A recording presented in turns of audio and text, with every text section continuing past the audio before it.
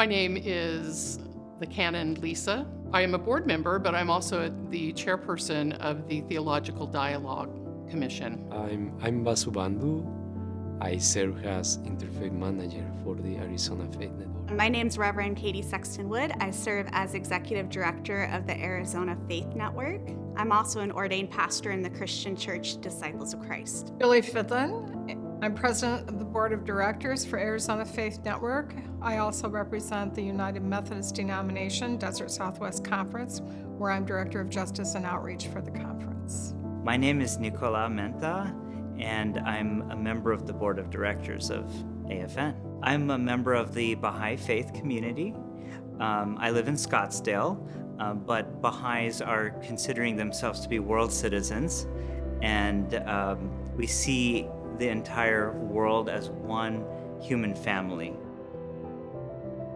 When I describe AFN to people, I always describe our work in two buckets. We work first in the Theological Dialogue Commission. That's where we stand rooted in our faith traditions, working together to talk about topics that are tough, to talk about the way we live into our faith, to discuss how we see different issues impacting the common good of Arizona through the lens of our faith and rooted in our spiritual practices. The Very Right Reverend Jennifer Redall was going to obviously be very busy transitioning into her new role as bishop. And she asked if I would be her representative on the board of directors for Arizona Faith Network. So the Theological Dialogue Commission is the commission within AFN that allows us to work together as a community around some of the main theological concepts as it relates to different faith traditions. So we're able to look at those different theological concepts, things like creation, things like sin, things like reconciliation, things like redemption, those kinds of themes, but as they relate to our life together, and particularly around society's tough issues that we face today, and looking at it from those different aspects that tradition brings to us, and providing a safe space to be able to have that dialogue. So looking at it from different ages, different identities, different faith traditions, different spiritual practices.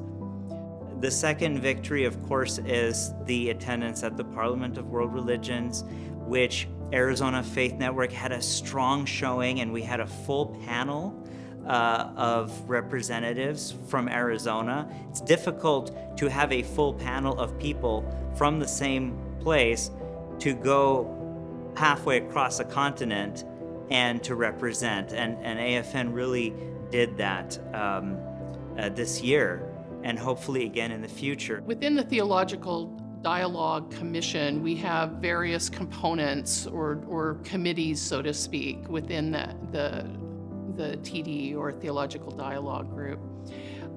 We have the Interfaith Youth and Young Adult Conversations, and that's really engaging the youth of not only our state, but our country and even internationally, in continuing that dialogue and that exploration from a youth perspective. We also have Faith 101 and 201, and that allows us the opportunity to learn some of the very basics of the different faith traditions and spiritual practices. And 201 is a little more of that advanced practice opportunity where it's a little more immersive.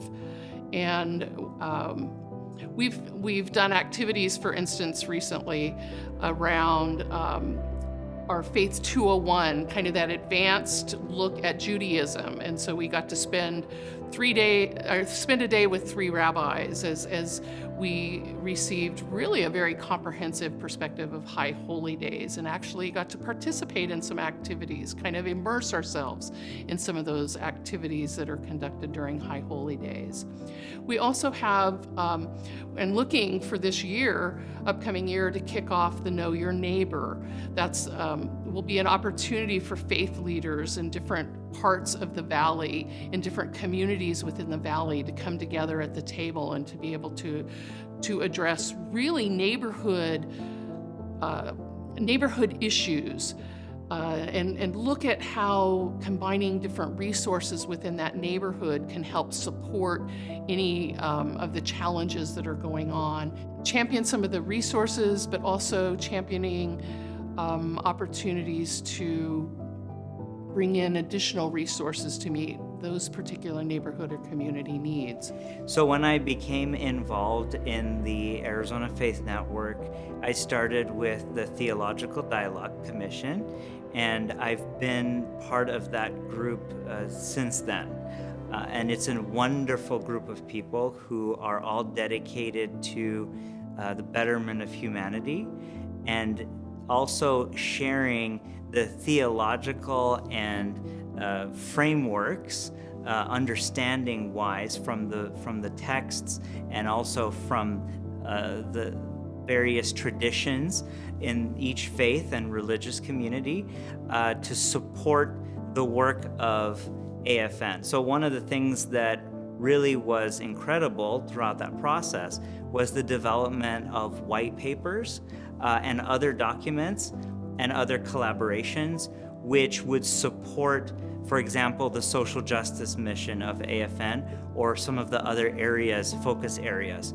One of the things that I've learned from being in these collaborative spaces is that even within our faith traditions, there are just as many points of view and different ideas as there are, outside of the faith tradition. Yes, there's some, common, consistencies, but I think when we work together, we start to see that there is a deeper humanity that can be found within all of us, and that humanity is brought out from our religions, from our sacred texts and faith traditions, and you can tell that there's actually, if you peel back all of the layers of the onion, there is a common essential core oneness to all of it.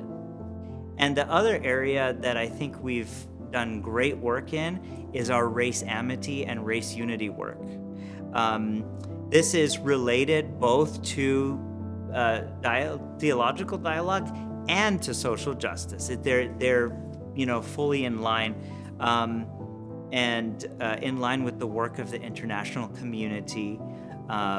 So the race amity work shows that different organizations, different people who are concerned about bringing races together to understand each other, to put aside differences, but also to understand what was the history that has brought us to this point, not to deny the history, but to understand the history and to become open-minded, to understand that there's hurt, and to try to create spaces to heal that. It is challenging, it is difficult, but AFN has been up to the challenge, and the partnership with different communities, including the Baha'i community, and also with different organizations such as the NAACP. And for the NAACP to be involved with AFN, to be involved with different, faith communities, that's a beautiful thing to see. And so I think a great deal of success and work has been done over the years in the race unity work here in Arizona. With the theme Building Bridges and Breaking Barriers, AFN once again resolves and recommits to that ongoing theme. It's like watching a serial TV show, and you know that there's a story arc, but there's a greater theme to it as well.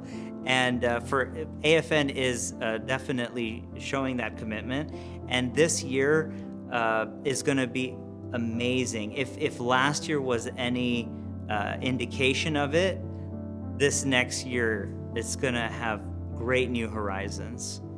I would like to share a quote from Baha'u'llah.